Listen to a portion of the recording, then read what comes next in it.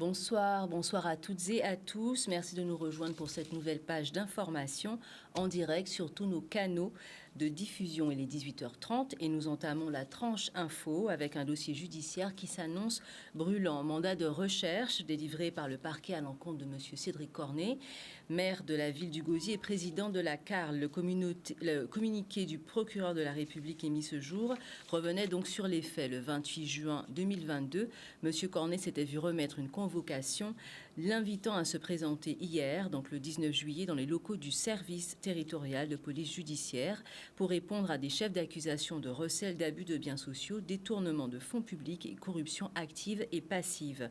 Durant ce délai de 22 jours, M. Cornet n'a pas averti les enquêteurs d'un quelconque empêchement ni n'a répondu d'aucune manière au STPJ. Munis de ce mandat, les forces de police ont été autorisées à chercher M. Cornet dans tous ses lieux d'exercice. Affaire à suivre. L'intersyndicale appelle à la mobilisation ce 23 juillet à 8h devant le palais de la Mutualité. Une conférence de presse est tenue aujourd'hui pour inviter tous les Guadeloupéens et les Guadeloupéennes à se mobiliser, à faire corps contre la précarisation causée par la conjoncture actuelle. Un reportage de Marc Morel. Le 23 juillet, nous avons demandé tout Guadeloupéens, tout jeunes, tout travailleurs, chômeurs, retraités, petits cultivateurs, artisans, tout Guadeloupéens, nous avons demandé de venir joindre nous à une grande mobilisation que nous avons faite devant le palais de la Mutualité à 8h du matin. Nous avons bien vrai pays en nous en bouleverse, à rien pas qu'à fonctionner. Au-delà des piquets forcés que nous avons besoin de nous prendre, malgré le fait que nous avons constaté que ça n'a pas qu'à fonctionner, mais qu'au contraire, ça a pu mettre nous en difficulté et mettre vie en nous en danger, nous avons constaté que le problème à Guadeloupe a continué, le problème à de l'eau a continué, le problème à l'école, le problème à Saogas, le problème à Zordi, le problème à chômage qui a augmenté. Nous avons dit trop, c'est trop.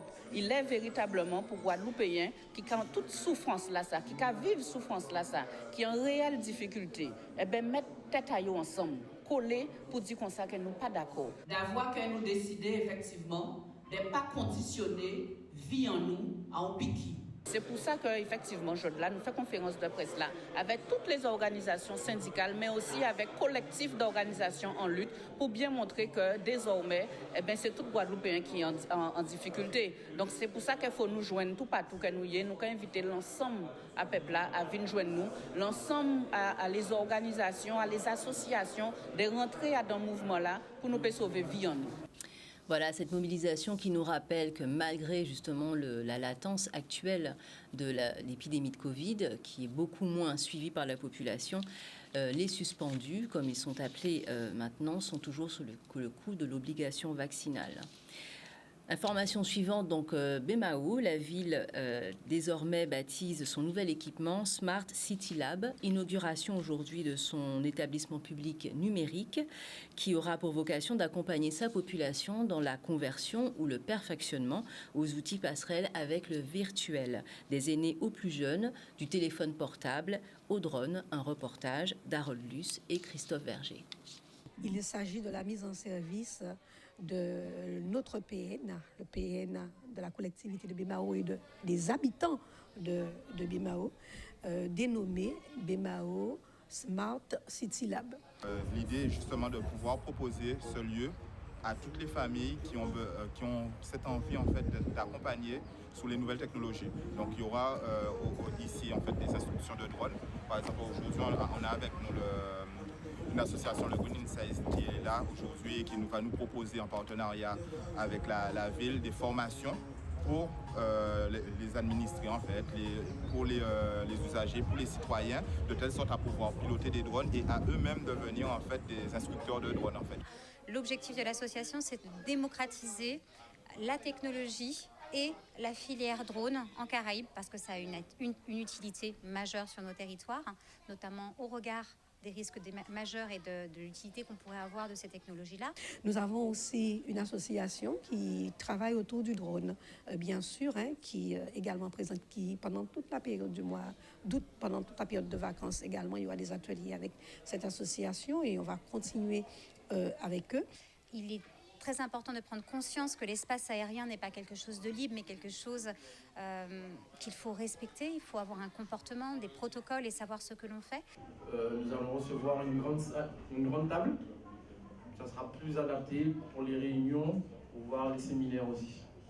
Donc voilà, si vous avez des questions. Mais ce qui est surtout important pour nous, c'est ce que nous avons voulu faire, non seulement réduire cette fracture numérique sur le territoire de la ville, mais surtout faire en sorte qu'il y ait, je dirais, ce qu'on appelle une certaine cohésion sociale, le fait que les personnes puissent pouvoir venir ici, être ensemble, se rencontrer, et ça, c'est quelque chose de formidable. Cet espace est dédié à la population pour qu'elle puisse apprendre à utiliser l'outil informatique, même à faire il y aura beaucoup d'ateliers. On aura beaucoup d'ateliers au niveau, que ce soit pour apprendre à utiliser une tablette, utiliser le téléphone portable, ce genre de choses, parce que nos aînés sont très, très, très demandeurs pour ce genre de choses. Il y a aussi Pôle emploi qui est avec nous aujourd'hui, justement pour pouvoir nous accompagner et pouvoir amener justement des demandeurs d'emploi ou des demandeurs de formation. Et vous l'avez bien vu, hein, quand on a eu ce problème de crise sanitaire, où on a été confinés, eh ben, on a dû se réinventer. Et qu'est-ce qui était présent? Eh ben, c'était le numérique. La dématérialisation, donc on est obligé aujourd'hui de faire avec le numérique parce qu'on ne sait pas à quelle sauce qu'on sera mangé demain. On reste dans la sphère du numérique. On y parle aujourd'hui d'écologie également, un sujet qui nous a beaucoup intéressé d'ailleurs ces derniers jours à travers les différents dispositifs mis en place par les collectivités. Donc ici, valorisation des déchets numériques avec le Fab Lab de Jérôme Zélateur. Ce dernier fait le constat des aberrations des cadres juridiques qui entourent le recyclage de ces déchets. Sujet de Marius Vérin. Aujourd'hui, lorsqu'on a un projet issu bien sûr de brainstorming, pour réaliser ce projet, pour le passer, comme je dis souvent, du virtuel au réel, il va falloir de la matière première. Et nous, déjà, un premier aspect, c'est que comme on n'a pas d'argent, on ne va pas acheter.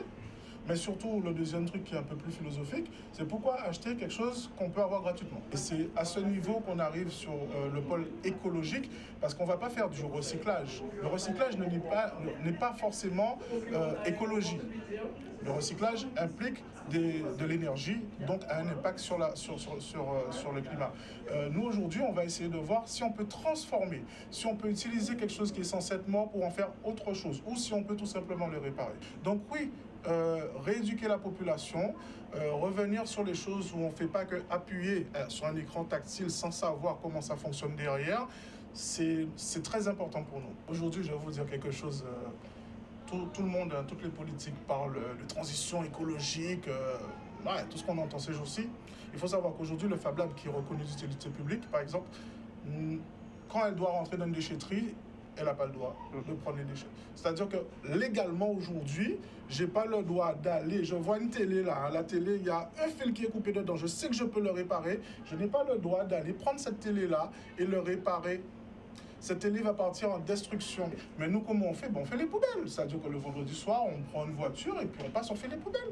Ou quand je passe, je vois quelque chose, je m'arrête, je le ramasse. C'est comme ça qu'on fait. Mais on est toujours dans cette aberration où il y a ce qui est dit et il y a la réalité sur le terrain. Aujourd'hui, la réalité, c'est que légalement, on n'a pas le droit. Il y a quelque chose qu'il ne faut surtout pas qu'on oublie, c'est que nous sommes une île.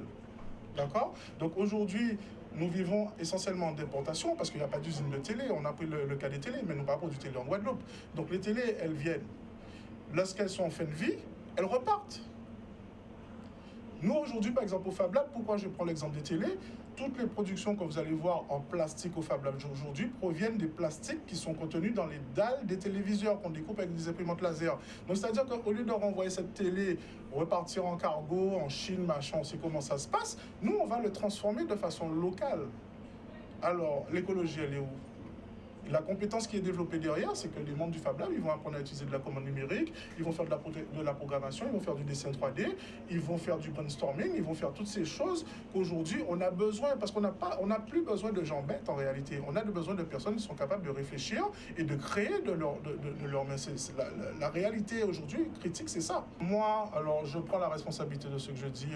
Nous sommes dans une société qui est en train de devenir de plus en plus médiocre. D'accord ? On se rend compte, le niveau pour entrer dans les examens, aujourd'hui on demande aux professeurs de baisser les niveaux de notation. Enfin bon, on a tous été à l'école, on a tous passé les diplômes, on se rend compte que les prérequis qu'on avait avant, aujourd'hui on les a revus à la baisse. la répercussion sur la société, c'est que nous avons une société de consommation. Il faut savoir qu'aujourd'hui, par exemple, les développeurs de jeux vidéo sont en train de baisser le niveau de difficulté des jeux vidéo. Ils sont en train de repenser la conception des jeux vidéo parce que nous devenons de plus en plus médiocres que les jeux qui pour nous étaient relativement simples deviennent trop difficiles pour cette nouvelle génération. Voilà où nous en sommes aujourd'hui. Donc une série de constats établis par Monsieur Zélateur. Une chose est sûre, c'est que quand on vit dans un contexte insulaire, le recyclage et l'économie bleue, ce qu'on appelle vraiment l'économie bleue, c'est-à-dire le cercle vertueux de tout recycler, est essentiellement important à mettre en place. Actualité suivante, jouer avec mon copain autiste. Comment créer du lien au-delà de la différence, cette différence qui apparaît dès que nous avons conscience de nous-mêmes, des autres et du monde. Laïssa Biabiani et l'association Autisme à venir œuvrent à l'ouverture des regards sur la singularité des enfants diagnostiqués de troubles du spectre autistique, un sujet de Michel Depape. Alors en fait, nous avons été contactés par Madame Biabiani, Laïssa, qui est donc la présidente de l'association Autisme à venir et qui a donc un enfant qui est accueilli au niveau de notre association, donc le SACS au niveau de notre service. Nous accueillons des enfants qui sont diagnostiqués avec des TSA, des troubles du spectre de l'autisme. Et l'objectif de cette rencontre aujourd'hui, de cette matinée, c'est vraiment qu'il y ait un temps d'inclusion entre les enfants qui ont donc un profil autistique et des enfants lambda qui viennent au niveau des CLSH, des ALSH, des centres du coup d'accueil sans hébergement. Puisque nous, les enfants sont accueillis au sein de notre centre, mais ce qu'on vise, c'est vraiment l'inclusion à tous les niveaux, dont notamment l'inclusion sociale. Donc ce matin, c'est vraiment l'objectif, c'est qu'il puisse y avoir des interactions entre les enfants, tout simplement. En fait, pourquoi cette journée? Tout simplement parce qu'en fait, je suis maman d'un enfant autiste de 11 ans. J'observe mon fils tous les jours et je vois sa souffrance par rapport au regard des autres. Je suis en contact aussi avec beaucoup de mamans qui me disent, tu sais, mon enfant n'a pas été invité, mon enfant n'a pas de copain, il s'ennuie beaucoup. Donc je me suis dit, il faut créer quelque chose pour mettre les enfants en lien, en interaction sociale. Et cette idée est venue de jouer avec mon copain autiste. Parce que qu'est-ce qu'il y a de meilleur que de jouer? Même en tant qu'adulte, on joue encore. Donc pourquoi pas créer ce lien pour dédramatiser un petit peu l'autisme, parce que c'est moi je ne dis pas une maladie, moi je dis c'est une différence, un état d'esprit qui fait qu'aujourd'hui, en fait, ces enfants-là ont besoin qu'on leur donne leur valeur. Pas spécialement voir ça comme un handicap, pas spécialement voir ça comme quelque chose de dramatique, mais vraiment voir ça comme un copain extraordinaire. Je trouve que c'est bien d'avoir des enfants différents. Parce que même si ils sont différents, ils peuvent nous montrer des gestes pour nous dire qu'est-ce qu'ils font. Oui, tout le monde est différent. C'est pas grave. Parce que si c'est différent, c'est pas grave. Je voulais surtout remercier, je vais commencer par remercier la ville du Lamentin, même si en fait on a eu quelques difficultés avec eux. Remercier Épicentre Lamentin, CAPES Dolé, Madame Monfrette, je vous remercie beaucoup pour votre gentillesse de nous avoir fait don de l'eau, parce qu'en plus c'est très compliqué pour l'eau en Guadeloupe. Remercier aussi Salut Biobokit qui nous a fait parvenir des petits pains. Remercier aussi Sadi Pro qui nous ont permis d'avoir des petits jus, des biscuits. Remercier aussi Gaillac, fruits et légumes à Bémao, qui nous ont fait cadeau d'un panier de fruits, de cartons de fruits. Et voilà, et remercier aussi les CLSH qui ont bien voulu jouer le jeu. Je remercie aussi les enfants qui sont présents pour pouvoir créer ce lien-là avec les enfants autistes, parce que c'est important. Faut que tout le monde ne souffre pas, que les gens soient exclus. Voilà, donc une belle action qui permet de retisser du lien justement entre les différences, un sujet d'ailleurs qui fait toujours l'actualité un peu partout sur le territoire national. Et donc on va redire, comme disait ce petit garçon, les gens sont différents, c'est pas grave. Donc voilà. Nouvelle visite au Centre des Arts, atelier de hip-hop donné par Papillon, artiste du mouvement hip-hop de Paris et du collectif TKF. Une autre fenêtre s'ouvre donc sur les occupants et les occupantes du lieu qui apprécient de pouvoir l'investir et se l'approprier. Alors, moi je suis Papillon du collectif TKF. Ça fait maintenant plus d'une trentaine d'années que je suis dans le mouvement de la danse hip-hop. Et ça fait 13 ans maintenant que je fais des allers-retours entre Paris et la Guadeloupe pour développer, pour partager mon expérience autour de la danse hip-hop. Donc ma volonté avant tout, c'est à travers cet art et cette culture, pouvoir guider un maximum de jeunes et de moins jeunes qui auraient besoin de se retrouver dans une énergie qui les permette d'être plus haut et garder la tête haute. 1 et 2 et 3 et 4, 5 et 6, 7, 1, 2 et 3 et 4 et 5 et 6 et 7 et 8. Qui nous a appris des mouvements de base, les quelques petites bases du hip-hop. Et donc là, c'est à notre tour de créer un peu une chorégraphie avec ce qu'il nous a donné comme base. Ce que je trouve intéressant dans la démarche par rapport au Centre des Arts, c'est vraiment cette démarche de dire on veut faire les choses. Un lieu comme ça ne peut pas rester comme ça, sans vie, sans énergie. Qu'est-ce que vous faites? Mais nous, on a déjà commencé à faire. Le premier pour nous, je sais qu'il y en a un cet après-midi, il y en avait hier aussi, mais du coup aujourd'hui c'est notre première participation et c'est vraiment chouette. Eh ben j'aime la danse en général, le hip-hop j'avais jamais testé, mais voilà, c'est super chouette, il nous donne l'énergie, donc c'est voilà. Il a bien expliqué d'où ça vient un petit peu et il a bien montré comment bien appliquer ses pas.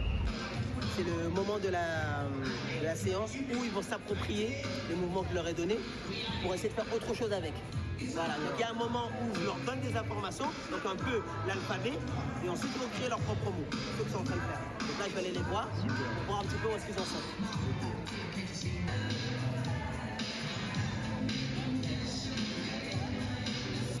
Eh bien, le CAC, qu'est-ce que j'en pense? Je dirais que c'est un lieu où tous les Guadeloupéens devraient venir. Sincèrement, j'emmène mes enfants régulièrement voir, observer, parce que ça bouge, ça change.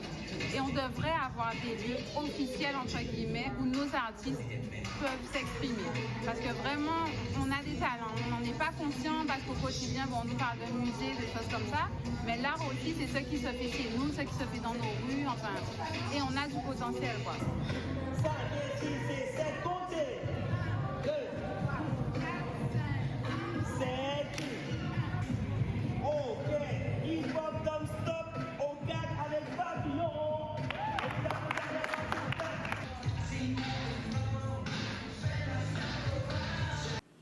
Voilà, donc le Centre des Arts, toujours aussi actif, donc n'hésitez pas à aller les visiter si les vacances sont propices justement à cela. Voilà, nous sommes arrivés au terme de notre page d'information. Nous n'aurons pas de focus ce soir, puisque vous aurez donc d'autres rendez-vous sportifs en direct sur Canal 10. Donc on se retrouvera demain pour la page d'information et pour le focus lundi soir. Bonne soirée et prudence sur les routes, notamment avec la pluviométrie très importante. Bonne soirée.